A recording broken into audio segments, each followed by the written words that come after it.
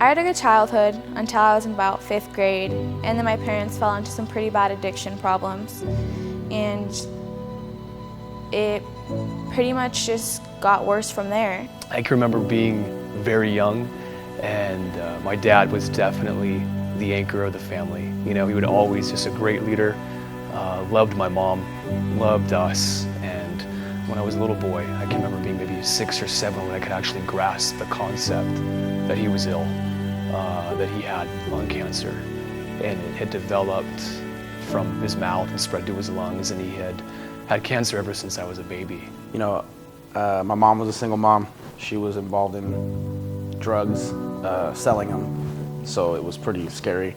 I saw a lot of pretty violent things before I was even like 6 years old, and we moved to California.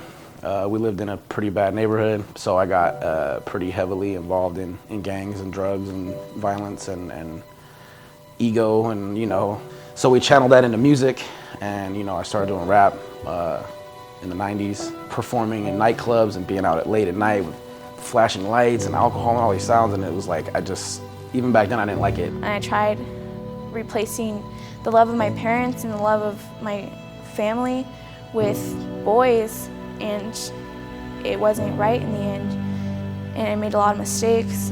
I was 11 years old when my dad passed. You know, that's when I realized that I was tired. I wanted a dad, and there was a big void in my life. So I definitely began going through a time where we just began partying, and I was fed up. I was mad, I was angry. My anger came to expression just through binge drinking.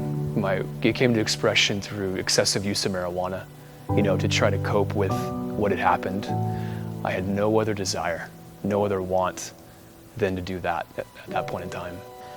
Just happened to run into a good friend of mine, William, at the store. I'll never forget it. You know, it was right there at the Red Box. I tried to bring him into my chaos. I'll never forget it. He put his hand on my shoulder and he was like, Jesus.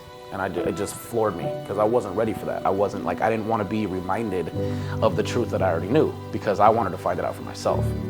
He didn't give up on me. He kept in touch with me, and he kept telling me about Sanctuary. I had my own preconceptions about the church itself, the people that go to church, the industry side of it and the whole thing, and I was very anti-church. And I told him that, and he was just like, I get it, I understand that. Come anyway. One day I went over to my best friend's house on a Wednesday night, and she was going to Sanctuary, and so I figured, why not? Like, she said it's a lot of fun and they have free food. So I went, and it completely changed my outlook on going to church, because it felt like a safe place, a place where I was loved. And so I continued going, and I'd go every single Wednesday night. And finally one night, you know, we had a party at the house, and I woke up at 3 o'clock in the morning on the floor, completely alone. Everyone was gone. The music was still going. The doors were wide open in the house, but there was nobody there. I remember laying on my back, looking up at the ceiling, and just being broken. And at that point in time, that's when I realized that was rock bottom for me. That was the point where I really felt in my heart God had to bring me to that point of being in complete submission, like a little baby, just helpless on the floor and just broken and alone. God just spoke to my heart and said, hey, you know what, it's time to come back. You know, we went down to San Bernardino, 7th and H. I'm very familiar with that area. And, you know, it's hurting and it's broken, and where there's bad stuff happening everywhere.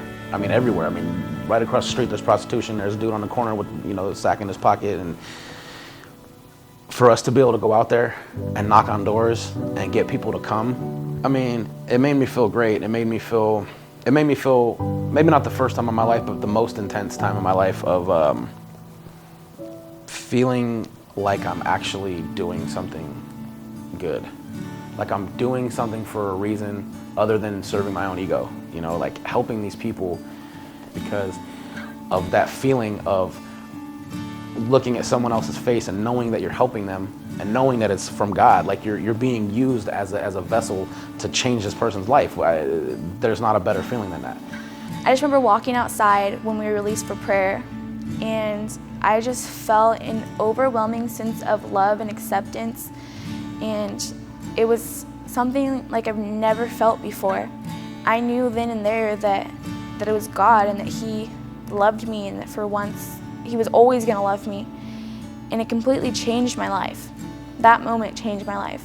Then one day, March of this year, my family just decided, like, hey, let's all go to church. And they were skeptical about coming to Sanctuary at first, but they tried it and they fell in love with it the first time. My aunts come and my mom comes, my grandma and all of my siblings and all of my cousins, and they all love it. The serve experience really, really opened my eyes and really was a way for God to reveal to me where He wants me to be. And ever since then, it's been a game changer. I would tell the person that, that's skeptical or uncertain or unsure, if you give it a chance, if you take that step, it is life-changing. I give you my word that it's worth it, and it will really, literally change your life. I mean, if I could tell myself, 2 years ago or whatever, when the idea first started being presented, I would shake me and say, just go and do it. This last summer camp, God spoke to me in ways that I've never felt before, and He's called me to do things for Him. I think one of the things that He calls me to is to be a leader here at Sanctuary Church. I encourage you to come, and I've been in your position before and you're skeptical about it and maybe you're afraid, but I know that once I stepped out of my comfort zone and came, it has changed so many things and it's benefited me in so many ways that I couldn't even explain.